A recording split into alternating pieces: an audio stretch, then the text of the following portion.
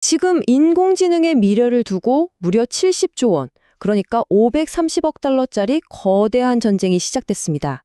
이게 뭐냐고요? 바로 차세대 AI의 신장, 이 메모리 반도체 패권을 누가 쥐느냐를 두고 벌어지는 싸움인 거죠. 네, 530억 달러. 이 어마어마한 숫자가요, 불과 2년 뒤, 그러니까 2026년에 열릴 인공지능용 초고속 메모리, 바로 이 HBM 시장의 예상 규모입니다. 바로 이 시장을 두고 두 거인이 말 그대로 정면으로 부딪히고 있는 겁니다. 아니, HBM, 고대역폭 메모리, 이게 대체 뭐길래 이렇게 난리일까요? 아주 쉽게 설명해 드릴게요.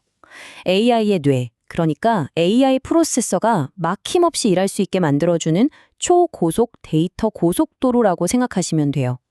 AI가 막 심각하고 학습해야 하는데 데이터가 느리게 오면 답답하잖아요. 바로 그 데이터 교통체증을 한 방에 뻥 뚫어주는 없어서는 안 될 핵심 부품인 거죠. 자, 그럼 현재 이 전쟁의 판도는 어떻게 되어 있을까요? 지금 왕좌를 꽉 잡고 있는 챔피언은 바로 SK 하이닉스입니다. 지금 보시는 이 도표 하나면 뭐 다른 설명이 필요 없을 정도입니다. SK 하이닉스가 무려 62%, 거의 3분의 2에 달하는 압도적인 점유율로 시장을 그냥 지배하고 있어요.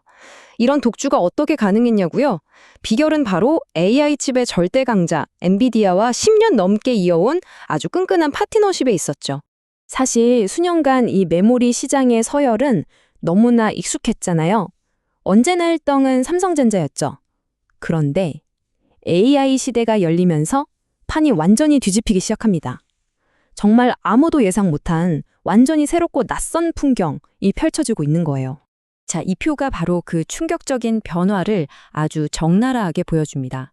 보세요. 지난 9년 동안 삼성전자 반도체 부문이 201조 원을 벌 때 SK하이닉스는 75조 원을 벌었어요. 거의 3배 차이죠?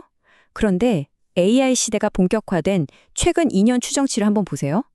이게 말이 됩니까? 상황이 180도 뒤집혔습니다. SK하이닉스가 삼성전자보다 무려 6배나 많은 영업이익을 낼 걸로 보여요. 이 모든 게 HBM 하나가 만들어낸 그야말로 지각 변동인 겁니다. 그런데 말이죠. SK하이닉스가 이렇게 HBM으로 엄청난 성공을 거두는 바로 그 순간에도 사실 시장의 판도는 근본적으로 바뀌고 있었습니다. 그리고 바로 이 지점에서 도전자, 즉 삼성전자가 파고들 틈이 생기기 시작한 거죠. 바로 새로운 유형의 고객들이 대거 등장하기 시작한 겁니다.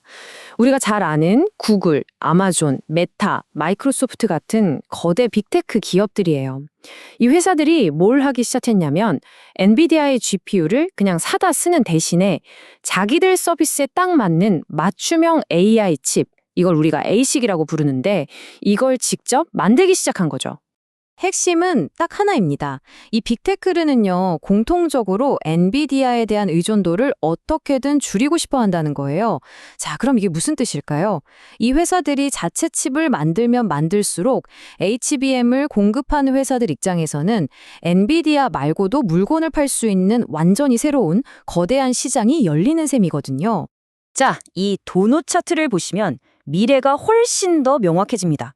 2026년 HBM 수요 전망인데요. 물론 엔비디아 GPU가 여전히 3분의 2 정도로 가장 크죠. 하지만 보세요. 나머지 3분의 1, 이 엄청난 파이를 바로 이 빅테크들의 맞춤형 칩이 차지할 거란 말입니다. 이제 HBM 시장은 더 이상 엔비디아 혼자만의 무대가 아니게 되는 거죠. 그리고 이건 뒤처졌던 누군가에게는 역전의 발판이 될 수 있는 절호의 기회라는 뜻이기도 합니다. 그리고 바로 그 기회를 절대로 놓치지 않으려는 기업, 빼앗겼던 메모리 왕좌를 되찾기 위해 아주 치밀한 전략적 반격에 나선 기업이 있습니다. 바로 도전자 삼성전자입니다. 삼성의 승부수는 바로 미래를 먼저 선점하는 것이었습니다.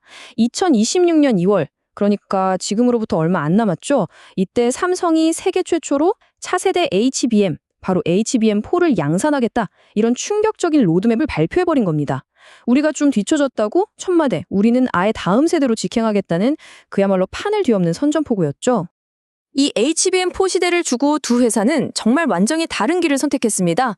자, 삼성은요, 더 발전된 기술의 D램을 쓰고요, HBM의 두뇌 역할을 하는 로직 다이라는 부품까지 자기네 자나노 공정으로 직접 다 만들어버려요.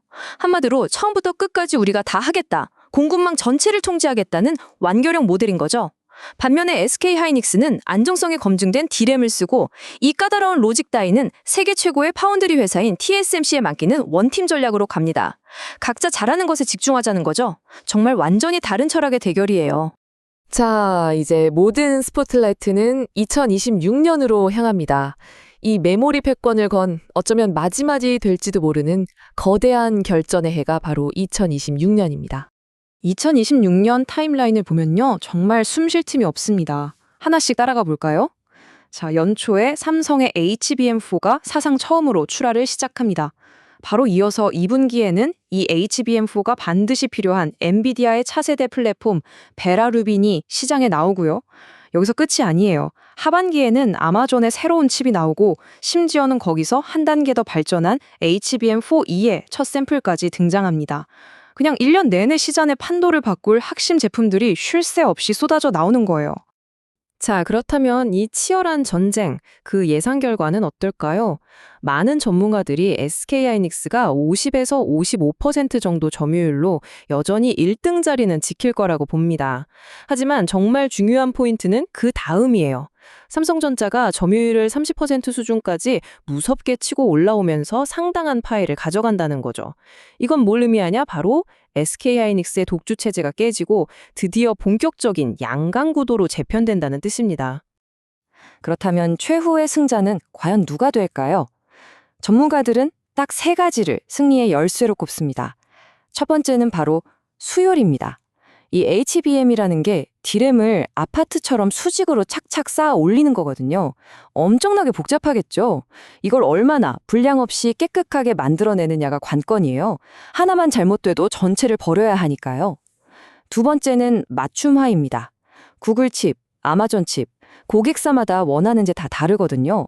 거기에 딱 맞는 맞춤 정장 같은 HBM을 제공해 줄 수 있느냐, 이게 중요하고요. 마지막 세 번째는 바로 규모입니다. 앞으로 AI 시장 수요가 폭발할 텐데 그 엄청난 물량을 차질 없이 공급할 수 있는 생산 능력을 갖췄느냐. 결국 이 세 가지에서 승부가 갈릴 겁니다. 결국 이 전쟁의 승자는요, 단순히 돈을 많이 버는 칩 회사가 되는 게 아닙니다. 앞으로 우리 앞에 펼쳐질 인공지능의 미래, 그 자체를 만들어 나가는 회사가 되는 거죠. 정말 엄청난 이야기입니다. 자, 여러분이라면 과연 어느 쪽의 미래를 거시겠습니까?